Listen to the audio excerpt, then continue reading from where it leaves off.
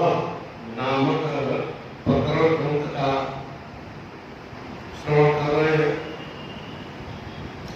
इस प्रकरण ग्रंथ के माध्यम से बहुत सरल शब्दों में ये सारा का सारा ब्रह्मांड क्या है, जगत क्या है, ये शरीर क्या है, हम कैसे देखते हैं, कैसे समझते हैं, कैसे सुनते हैं, इसमें कैसा यंत्र फिट है, इसका वर्णन किया गया। अब तक हम लोगों ने श्रवण किया साधन चतुष्ट है, 4 प्रकार के साधन, विवेक, वैराग्य, सत संपत्ति और मुमुक्षा। उसके बाद तत्व का विवेचन आया, आत्मा क्या है, और आत्माएं जब इस शरीर में अहम करके कर लेता है तो वही जीवात्मा कहा जाता है। वह आत्मा सारे ब्रह्मांड में जितने भी ब्रह्मांड है सब में एक ही आत्मा सारा तरफ फैली हुई। उस आत्मा के संबंध में फिर आगे आया कि ये आत्मा, ये शरीर क्या है, क्या ये स्थूल शरीर है, इसके भीतर एक सूक्ष्म शरीर है, इसके भीतर एक कारण शरीर है। स्थूल शरीर को बता दिया कि यह जो कर्म करते हैं, हमारे जितने भी जो भी कर्म करते हैं उसमें या तो कुछ पाप होता है या तो कुछ पुण्य होता है। पुण्य पापात्मक कर्म का दोहरा स्वरूप है ही, है ना। आप मान लीजिए अनुष्ठान करने गए, मान लीजिए अनुष्ठान करने गए, ब्राह्मण का कर्तव्य है कि यज्ञ करना, है ना, यज्ञ कराना, वेद पढ़ना, वेद पढ़ाना, दान लेना, ये उसके कर्म में कर्म होता है, ठीक है ना। दान लेने के लिए नहीं कहा कि आप इच्छा करते कि हमको इलाज दो, तभी यज्ञ कराने गए, हमने कहा दिया भाई इतना इतना पैसा देनी पड़ेगी। अब यहाँ कामना पति आ गया, तो कामना पूर्वक जो हम करने जा रहे हैं। अच्छा, दूसरी बात, हम गए जो कर्म जैसे करना चाहिए, ठीक ठीक हमको प्रयास करके वैसे करना चाहिए, लेकिन नहीं हो पाता है। प्रैक्टिकली लोग नहीं कर पाते हैं और जानबूझ के भी नहीं करते। अधिकतर तो जानबूझ करके ही नहीं करते हैं। अब लगा दीजिए 10 मिनट को लगा दीजिए महामृत्युंजय जपो, लेकिन झट दाना करवाते चले आएंगे, मंत्र पूरा होने नहीं। जबकि मंत्र, देवता और आपका मन तीनों एक निष्ठ होकर के उपक्रम गुजरना चाहिए, तब निर्माण का कल्याण होगा। हम पैसा तो लेते हैं लेकिन कर्म वैसे करते नहीं है। तो कर्म तो आप अच्छा कर रहे हैं, भगवान का नाम जप रहे हैं, महामृत्युंजय जप रहे हैं, किंतु पाप हो रहा क्यों हो रहा? हम अहंकार पाले बैठे हैं, तो भगवान काम कर रहे हैं, अहंकार मतलब वह सूक्ष्म गलती भी हमारी, जिसको हम खुद नहीं जान पाते हैं, उस गलती को भी परमात्मा देता, ऐसा उसकी दृष्टि। इसलिए बार बार आया था, जैसे आप लोग प्रातः लगाते हो, संध्या करने बैठते हो, बार बार इसे करता हूँ, ध्यान हमेशा पूरे मंडलस्थ जो सविता देवता है उसका ध्यान करते हुए गायत्री जपा करो, है, मन लगा के संध्या किया करो, जितनी देर पूजा करो उतनी देर मन लगा कर, जितनी देर हनुमान चालीसा पढ़ो, हनुमान जी में मन लगा रहना चाहिए, ठीक ना। यहाँ जब गुरु जी के सामने बैठे तो गुरु जी में मन लगे रहना चाहिए। जिस कर्म को करो निष्ठा पूर्वक करो, तो जब निष्ठा पूर्वक कर्म करेंगे यही आपका कल्याणकारक बन जाएगा। अब उस निष्ठा में जब तालमेल रखेंगे तो पुण्य भी बनेगा, पाप भी बनेगा। दोनों कर्मों का भोग करने के लिए भगवान एक आयतन बना देते हैं, किसी का नाम वो शरीर है, ठीक है। इस शरीर में प्राण प्रवाहित करने के लिए पतली पतली नलियां बना रखा है भगवान ने। ऐसा कहा है 72 करोड़ इसमें नलिकाएं हैं, 72 करोड़ शरीर में। इतने चाहे इतना छोटा बालक होगा उसमें 72 करोड़ होगा, वो 8 फुटा पहलवान होगा उसमें 72 करोड़ नाड़ियां होगी, है ना। उन सभी नाड़ियों में प्राण आपका प्रभावित होता है। तो कर्मेंद्री, 5 कर्मेंद्री, 5 प्राण मिल करके प्राणमय कोष बना देते हैं। अन्न जो खाता है उसका स्थूल भाग में अन्नमय कोष बन जाता है, स्थूल शरीर बन जाता है, ठीक है। और कुछ शरीर में जो मन, बुद्धि, चित्त, अहंकार है, मन और ज्ञान इंद्रिय को लेकर के मनोमय कोष बन जाता है।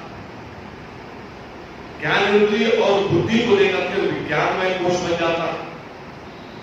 और जहां पे ये सब ज्ञानेंद्रिय, मन, बुद्धि, चित्त, अहंकार, कर्मेंद्रिय सब के सब जो है समर्पित हो जाते हैं, जाकर एक ही भूत हो जाते हैं परमात्मा के साथ, तो उसको बोलते हैं, लेकिन वहां पे अज्ञान होता है, अविद्या रहती है, उसको बोलते हैं कारण शरीर। ठीक है। और उसी को वो वहां पर सुसुप्ति में वो आनंदमय कोष में रहता है। तो इस तरह से कोषों का वर्णन कर दिया, पंच प्राणों का वर्णन हो गया, 5 ज्ञानेंद्रिय बता दिया गया कि श्रोत्र, त्वक, चक्षु और रसना, घ्राण, ये 5 आपके ज्ञान के साधन है। इस शरीर से इसी को ब्रह्मांड करते हैं, इसी से आपको ज्ञान प्राप्त होता है। ब्राह्मणों जायते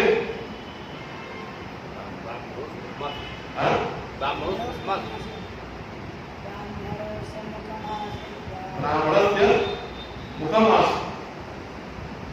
विराट परमात्मा के ये जो मुखमंडल है ना, इससे ब्राह्मण का मतलब ज्ञानात्मक, ज्ञान स्वरूप। ब्राह्मण का तात्पर्य ज्ञान स्वरूप। अब ब्राह्मण होकर के जो जाहिर रह गया, गवान रह गया, उसके ब्राह्मण का ज्ञान नहीं हो सकता। कितने ब्राह्मण जो बना उसको ज्ञान अवश्य प्राप्त करना चाहिए। ठीक है।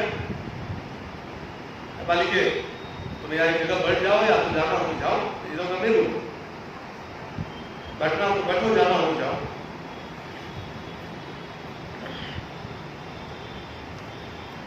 इस तरह से हम जो है ज्ञानेंद्रिय का ज्ञान हुआ, फिर कर्मेंद्रिय का ज्ञान हुआ। ठीक है। पंचकोशों का वर्णन हो गया। पंचकोशों के बाद आत्मा के संबंध में बता दिया गया।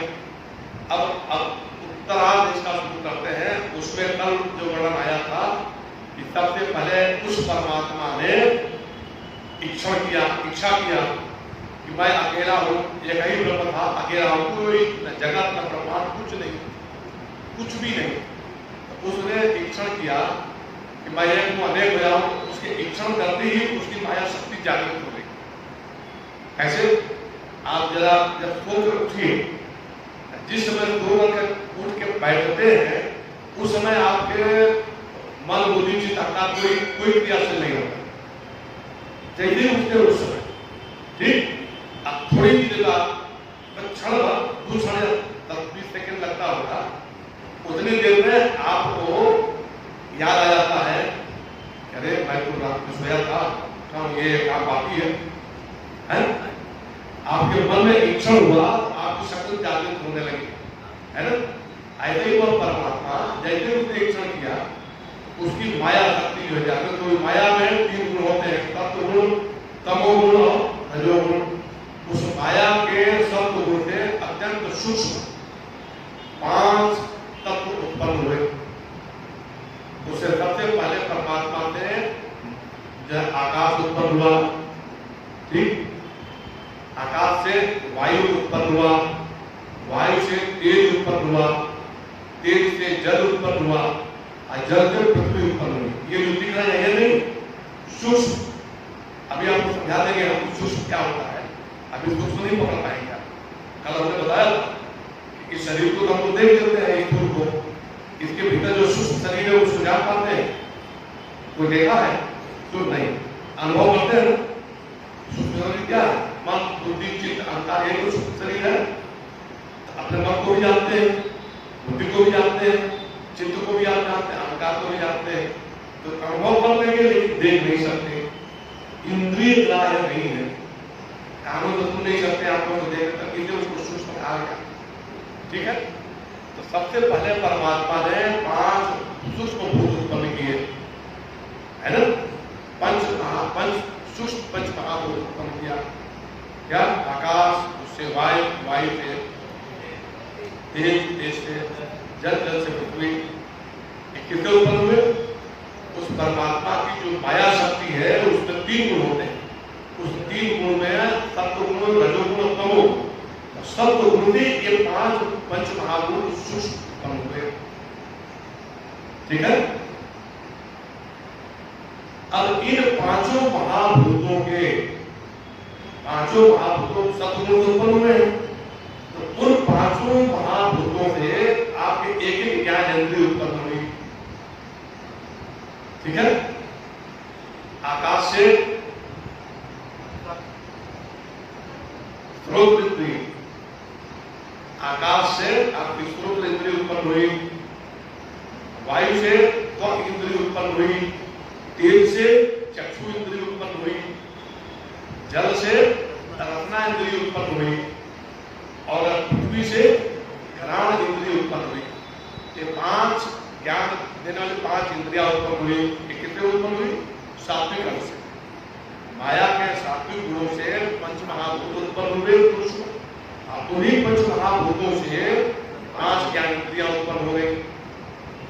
अब उसी माया में रजोगुण भी है, उस माया के जो रजोगुण है तो वही रजोगुण आकाश में भी आया, वायु में भी आया, तेज में भी आया और जल में भी आया, पृथ्वी में भी आया।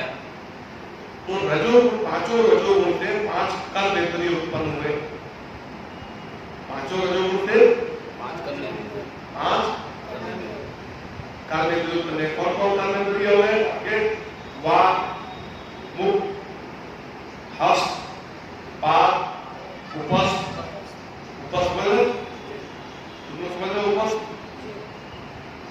उपस्थ समझ रहे हो? किसको कहते हैं? एक मिनट, हाथ किसको कहते हैं? पाद माने पैर।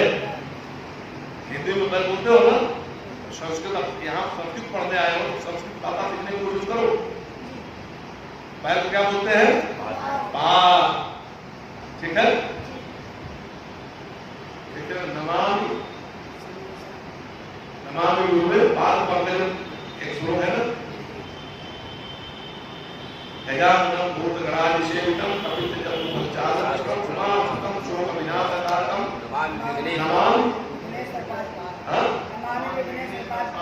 नमामि विघ्नेश्वर पाद पंकजम। पंकज माने, पंख माने होता है कीचड़,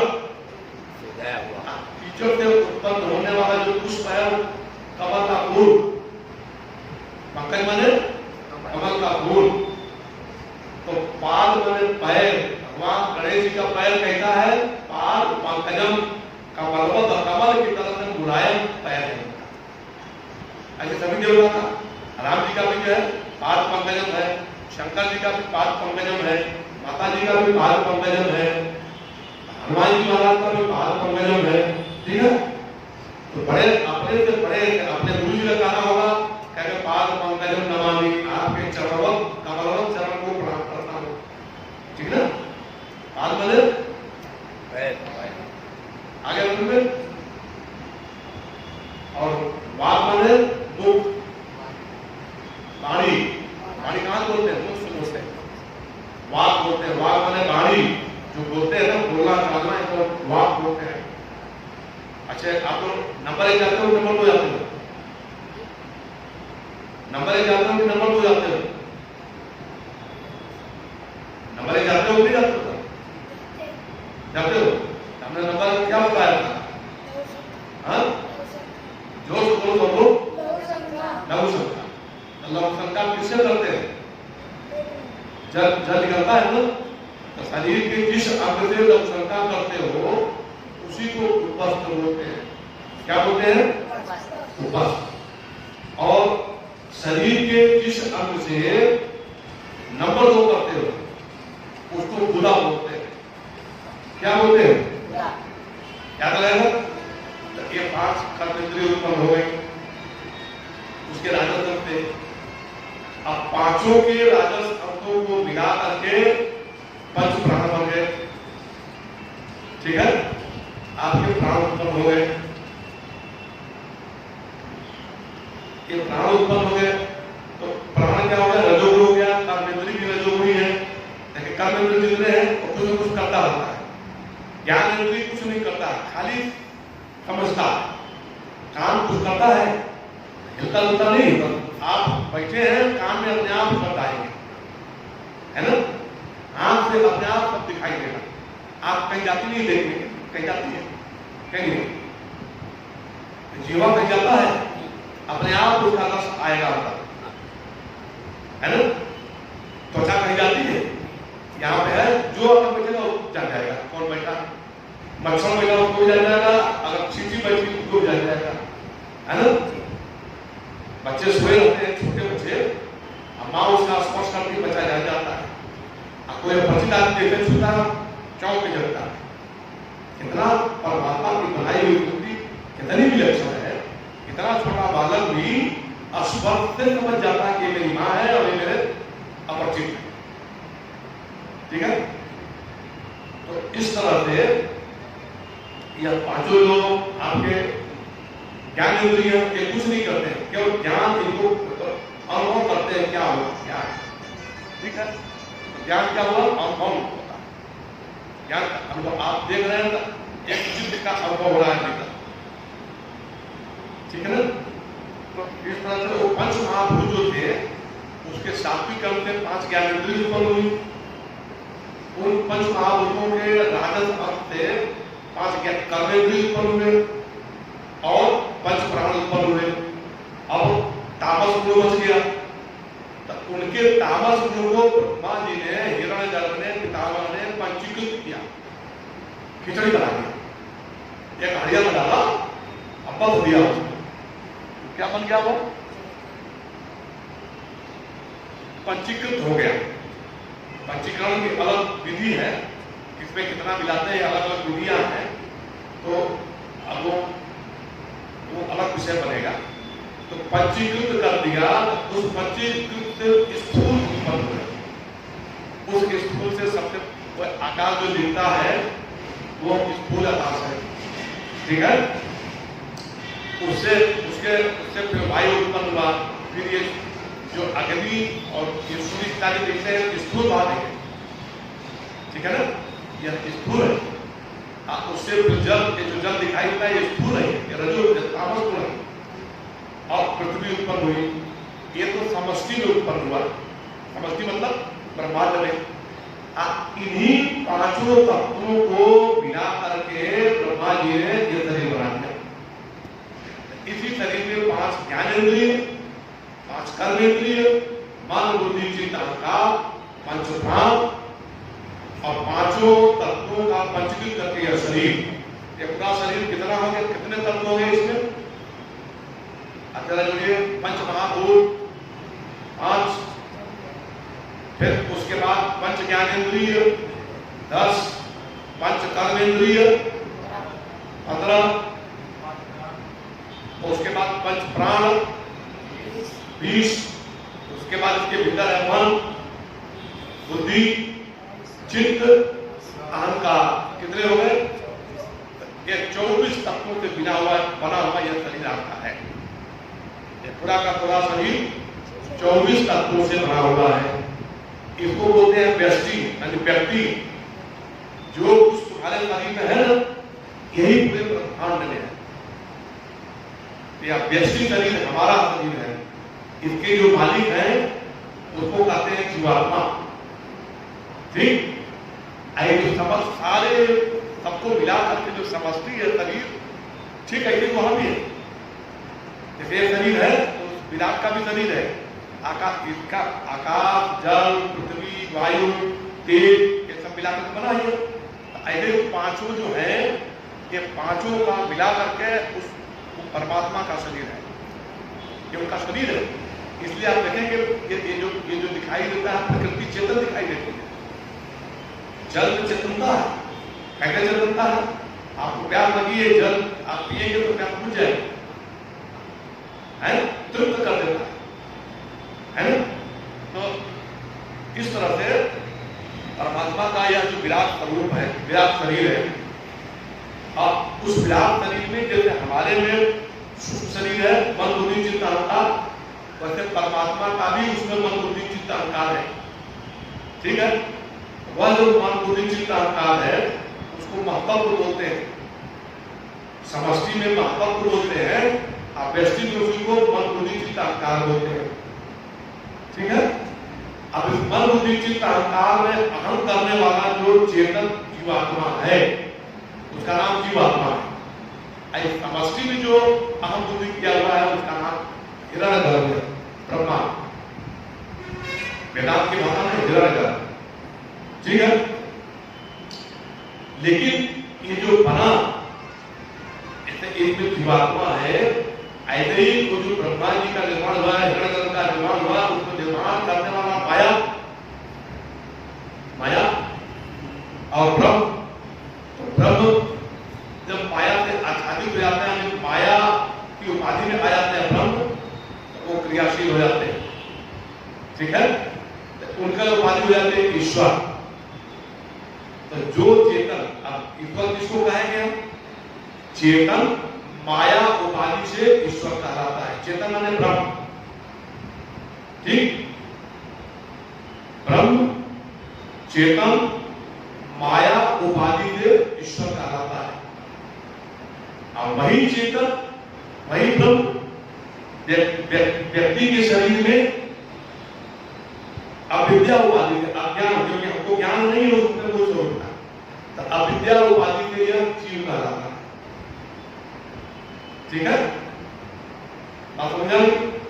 तो यहाँ इस शरीर में जीवात्मा, समष्टि में ईश्वर परमात्मा, ये दोनों एक है। ईश्वर अंत जीव अविनाशी। हमारा स्वरूप क्या है? अविनाशी, हम मरने वाले नहीं है।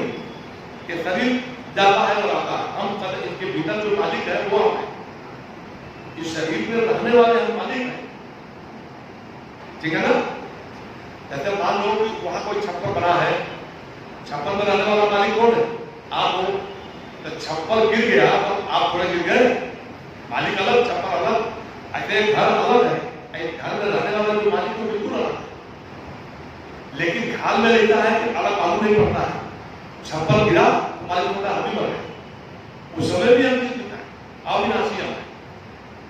इसलिए कैसे पता लगे? इसी के लिए साधना करनी पड़ती।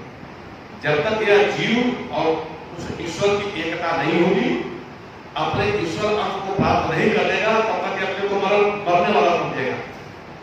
जैसे उसको ज्ञान हुआ कि नहीं मैं तो ईश्वर तत्व हूं, ज्ञान हो, जिस दिन अपरोक्ष होता है ज्ञान, उसी दिन वो समझ जाता है कि मैं मरने वाला नहीं, शरीर जाएगा आएगा, मैं तो हमेशा रहा, ठीक है। 24 तत्व का बना हुआ यह शरीर, इन्हीं 24 तत्वों का बना हुआ समष्टि, ठीक है। अब इस शरीर में अब देखिए सूक्ष्म का स्थूल को जरा समझा दें आपको ठीक से। आप लोगों ने पिपरमिंट की खेती, पिपरमिंट का पौधा कितने लोगों ने देखा? पिपरमिंट हमारे इलाके पिपरमिंट नहीं होता है,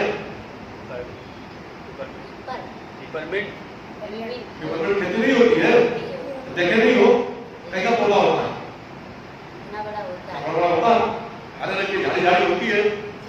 आप उसको क्या करते हैं? फिर पेड़ करके क्या निकालते हैं?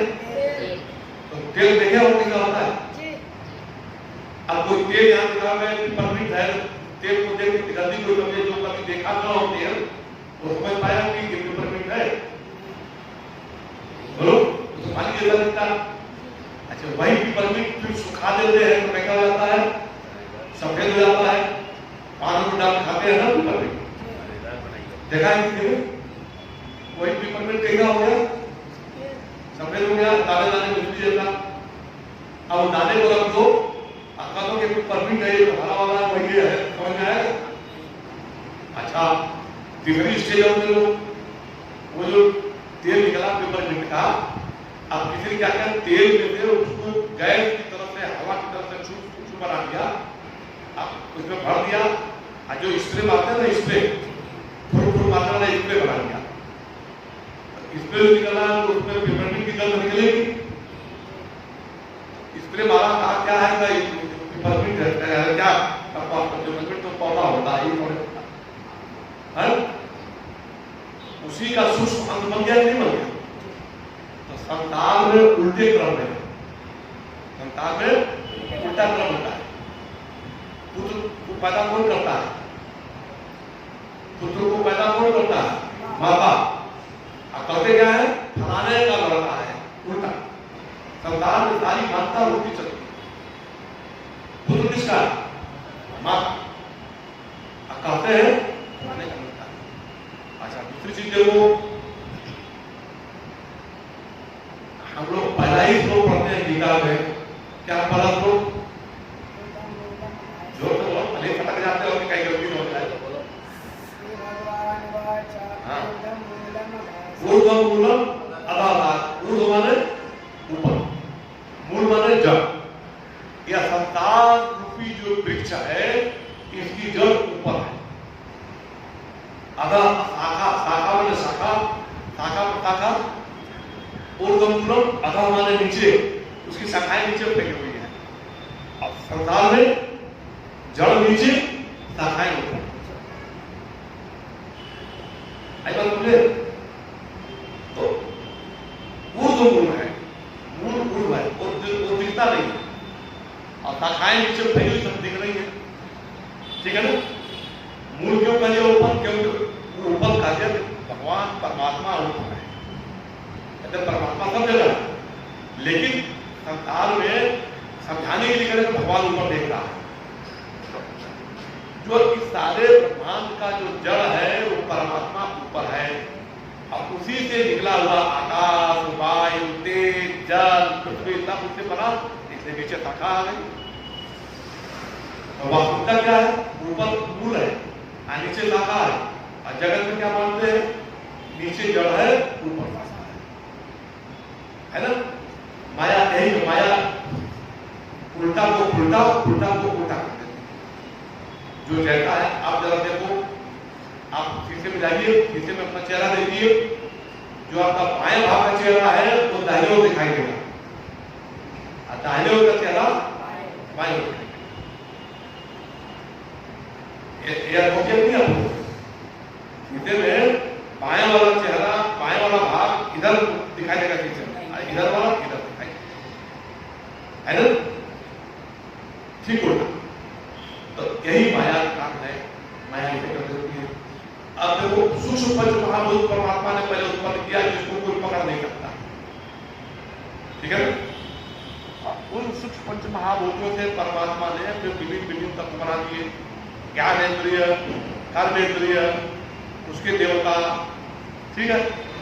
उसके बाद उनके तामस को लेकर के पंचकृत करके स्थूल बना दिया जो दिखाई देता है। तो इन इंद्रियों का वो विषय बन गया। एक ही चीज, भगवान ही सब कुछ उत्पन्न हुआ, अब फिर भगवान परमात्मा अलग हो गया, उसी को सब दिखने मिला। उसी से उत्पन्न चीजें उससे अलग मालूम पड़ती है। ठीक है? तो इस तरह से समष्टि में ईश्वर, व्यष्टि में जीवात्मा। ठीक? ये जैसे पंच भौतिक ये शरीर, वैसे पंच भौतिक शरीर परमात्मा का। परमात्मा का जो पंच भौतिक शरीर है उसको बोलते हैं विराट। क्या बोलते हैं? सब परमात्मा के पांच भौतिक जो शरीर है उसको बोलते हैं विराट शरीर। स्थूल शरीर, स्थूल शरीर क्या बोलते हैं? विराट। स्थूल शरीर में रहने वाला अभिमानी देवता है उसको बोलते हैं वैश्वानर। क्या बोलते हैं? वैश्वानर। अब व्यष्टि में जो शरीर बना इसको बोलते हैं स्थूल शरीर। स्थूल शरीर का जो अभिमानी जीवात्मा है उसको बोलते हैं विष्णु। ठीक? ऐसे समष्टि में जो ईश्वर तत्व है वही ब्रह्मा बन करके उसमें अहम बुद्धि करके उन्हीं का नाम हिरण्यगर्भ है। तो वो जो शब्द देखते हैं तो उनको बोलते हैं तेजस, हिरण्यगर्भ, हिरण्यगर्भ। ठीक है? अब व्यष्टि में जब शब्द देखते हैं तो उस समय हमारी उपमा हो जाती है तेजस। फिर वो ब्रह्मा जी भी सोते हैं। जब ब्रह्मा जी सोते हैं, हिरण्यगर्भ जब सोते हैं तो महाप्रलय हो जाता है ना? तो हिरण्यगर्भ जब सोते हैं तो अव्यक्त में चले आते हैं, अपने कारण में चले आते हैं। तो समष्टि का कारण कौन है? ईश्वर। ईश्वर क्या है? सबके कारण। शिवम केवलम कारणम कारणम शिवम भासकम भासकानाम।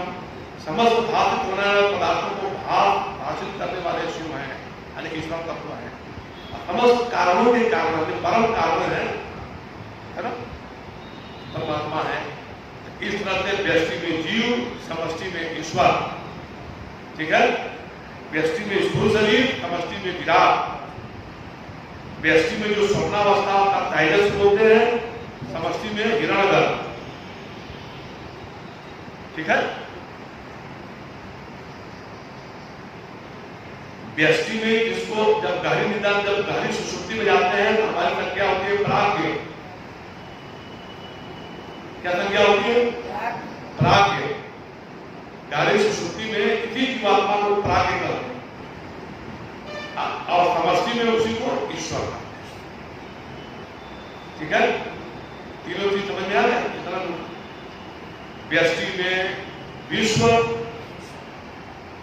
समष्टि में वैश्वानर, व्यष्टि में स्थूल शरीर, समष्टि में विराट शरीर, स्वप्नावस्था में तेजस और समष्टि में हिरण्यगर्भ, सुषुप्ति अवस्था में प्राज्ञ और वहां पे उसको ईश्वर, ठीक है ना।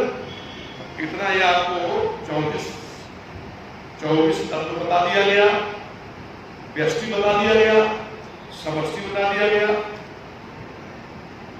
और समस्त शरीर के अभिमानी देवताओं को बता दिया गया कि जो स्थूल शरीर का अभिमानी विश्व हो गया, स्वप्न का अभिमानी तेजस हो गया और सुषुप्ति का जो अभिमानी है वो प्राज्ञ हो गया। ये आपको बता दिया गया, ईश्वर को बता दिए। अब जो थोड़ा सा प्रश्न रह गया, अब यह जो इसमें जीव है और वो समष्टि का ईश्वर, ये दोनों एक ही है। अब एक ही कैसे होते हैं, यह इस पर चर्चा हम लोग करेंगे। ओम पूर्णमदः पूर्णमिदं पूर्णात् पूर्णमुदच्यते पूर्णस्य पूर्णमादाय पूर्णमेवावशिष्यते। ओम शांति शांति शांति। शंकरं शंकराचार्यं केशववादरायणं सूत्रभाष्यकृतौ वन्दे भगवन्तौ पुनः पुनः। ईश्वरो गुरुरात्मेति मूर्तिभेद विभागिने व्योमवदनात्तदेहाय दक्षिणामूर्तये